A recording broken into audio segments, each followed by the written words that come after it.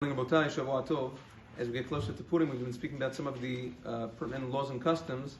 Another very important din about Mishloach Manot and Matanot Levyonim is that sometimes, with regards to women, in all of the preparations of the Mishloach Manot bags and stuff like that, they forget to do the mitzvah themselves. They're also obligated in the mitzvah. The preparation of the bags and the recycling and all that stuff is not the mitzvah. The mitzvah is actually giving it to another Jew. So it's important for them to remember that and actually do one. All you need to do in order to fulfill the mitzvah is to give one bag of two foods or a food and a drink to another person. So they should do it themselves, or they can send a shaliach to give it to somebody else, even if that shaliach is their husband. That's also fine. Same thing with matanot levyonim.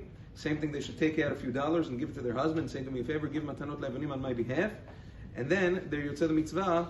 But just because they are busy with the other Purim things doesn't mean that they are exempt. With regards to children, according to the letter of the law, children under bat mitzvah are not obligated to give matanot levyonim. There's a question whether or not there's a din chinuch with matanot levyonim, especially because matanot levyonim have to give your own money.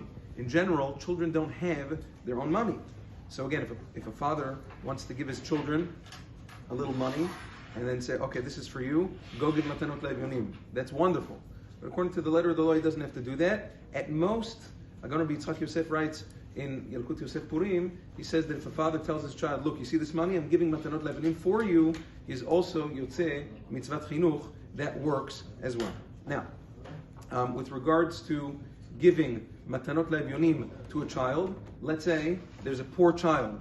If you give him matanot levyonim or yotzei, all the poskim say, yes, you are yotzei, even though the child is not a gadol. A person has to be careful that where usually most people nowadays they give their matanot levyonim money either to organizations or to rabbanim or gabaim that will distribute the money for them. You have to make sure that this money is going to be distributed. Give it to a person who knows the halacha that it should be distributed on Purim day specifically, as opposed to Purim night or before, or whatever it is.